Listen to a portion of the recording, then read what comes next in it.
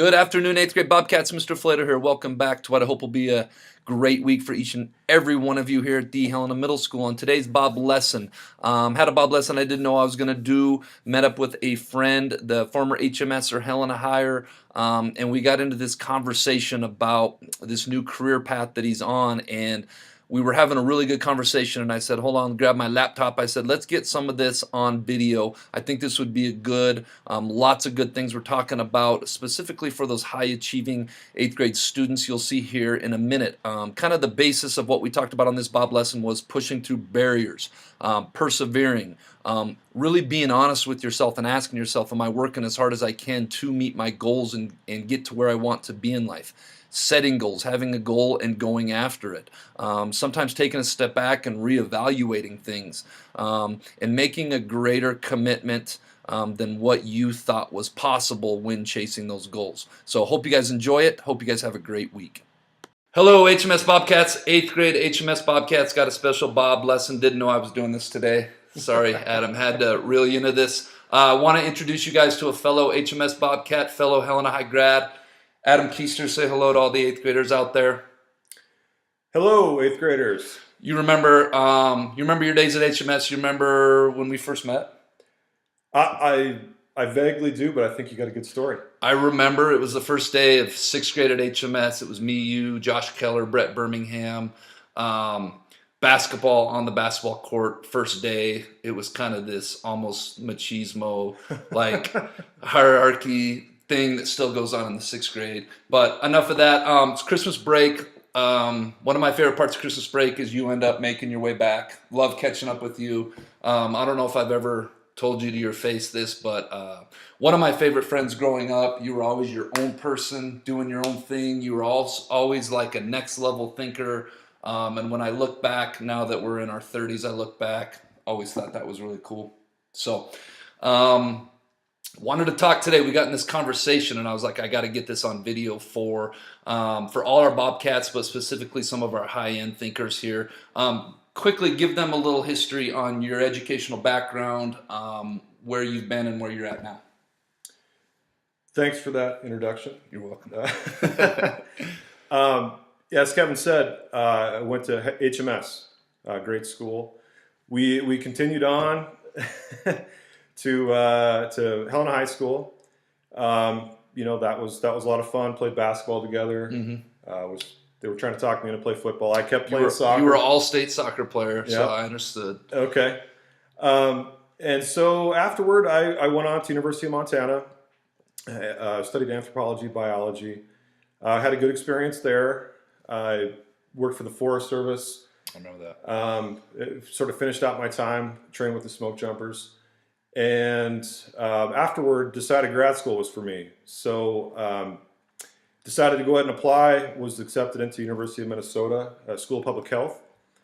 That was a great experience. Did lots of work with infectious disease, environmental science. Environmental science is actually what took me to my current position as a lab manager for the state of New Mexico, environmental lab. So I managed some folks in New Mexico, managed a lot of equipment. We do air quality work. It's a pretty meaningful job. Lots of American Lung Association folks that are around there that are really concerned with air.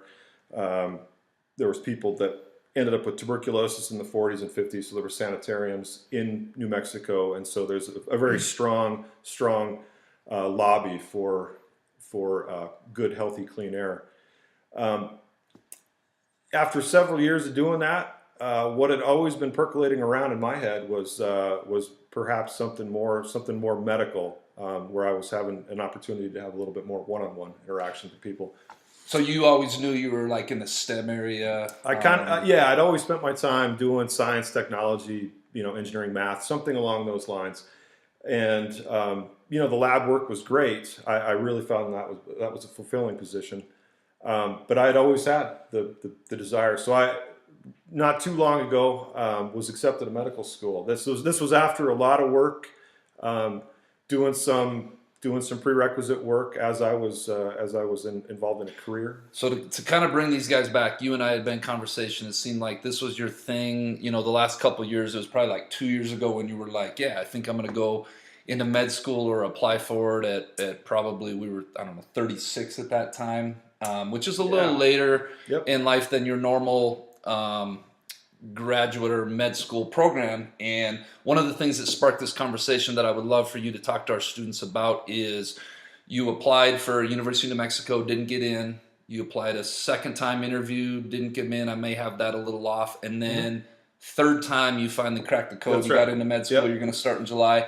And one of the conversations we were having where I was like, I got to get this on a Bob video because it's something that is so real in our life and society, and something I preach all the time is that next level that you had to really look in the mirror and take yourself to, that you feel like was the difference of getting into med school this go around. Can you talk to our students a little bit about that? Be happy to. Yeah, it was a period of a lot of introspection and making sure that I was being real honest with myself about what my capabilities were and where they really weren't. And I think oftentimes we get stuck in a cycle of maybe selling ourselves a little short. Kevin and I we played a lot of athletics together. And as any athlete would know, you leave an exercise workout and you might be tired, but I don't know that there's ever been a time where it's every single thing I left out there. I always felt like there was something more. And I simply applied a lot of those same ideas to this process. And as I went through, I was finding I had another tank left, so I just kept pushing through, and fortunately it paid off. But I think what I learned more about that whole process was that I had more inside of me, and I think a lot of people have more inside themselves. That there's always more that can be done, whether it's athletics, whether it's academics, whether it's in a relationship. And really what this boils down to is being real honest with each other. Being honest with yourself first and foremost, having that self-respect. And it's a process that I think is worthwhile to pursue and explore. So you got to that point in life where you were like, this is what I want to do, want to get into med school, want to do it. And maybe just as we finish up here, we got a few minutes left. Some of the details, I didn't realize that you had retired from your job. And you said, I'm going to go without a job. I'm spending the next, was it 6 months?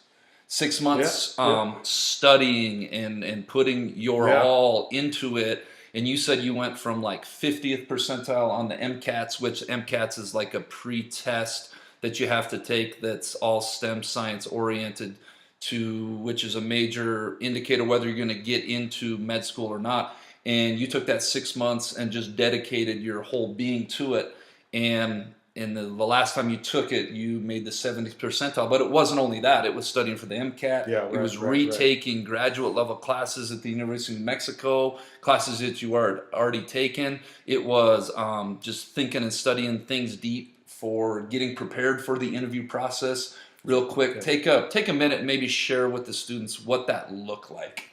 That next level, reaching in deep down and finding it out of you. Yeah, that's a great. You summarized it really well. Really, what it amounted to was making sure I was setting up a situation for myself where I was making the most out of my time. We all have to work in this world, and we're no strangers to that, right? So it's sometimes it's difficult to recognize that sometimes, the old saying is one, bird in the hand is better than two in the bush. That can sometimes only get you so far, right? And sometimes you have to recognize, well, this is going to take a little bit more dedication than my life patterns right now will allow, and so I have to maybe rearrange a little bit of my life if this is truly something I want to go for. And so, just in a nutshell, that was essentially it, was recognition that I maybe couldn't work, dedicated about a 6-month period of time, made some major improvements, and during that process, things worked out. I'm not sure it would have worked out as favorably had I not just sort of taken a step back and tried to acknowledge what I had the most control over. That's awesome. Any final word for 8th grade Bobcats? We were there once. Seems like just yesterday, but it's been, what was that, 1990? 94? Early 90s. 95, Early 90s. That's running all, the, that's running the close as I hall. can say. Eighth grade hallways. Any final words for our eighth grade Bobcats? Just on them digging deep and finding the best in themselves and going out into this world and achieving it. Just keep an eye on things. Don't let people convince you that you can't do something. If they say that, listen, but then also listen to yourself. You'll might be a little bit surprised what you hear. Awesome. Hey, eighth grade Bobcats, you heard it here from Adam Keister. Excuse me, Dr. Keister. Thank you, sir. All right, that brings us to this week's Jellybean Question of the Week winners, who were Auden Hagman, Evie Linden, Asher Croston, Vaden Poley, and Kieran Dusko. Kieran, don't forget to put your last name. The answer to last week's Jellybean Question of the Week was February, because it has the least amount of days. This week's Jellybean Question of the Week is: a tree doubled in height each year until it reached its maximum height over the course of 10 years. How many years did it take to reach its maximum height? If you think you know the answer, submit your answer to the Bob Box no later than Friday. Tune in next week to see if you are a winner. All right, Bobcats, let's go out and make it a great week at the Helena Middle School.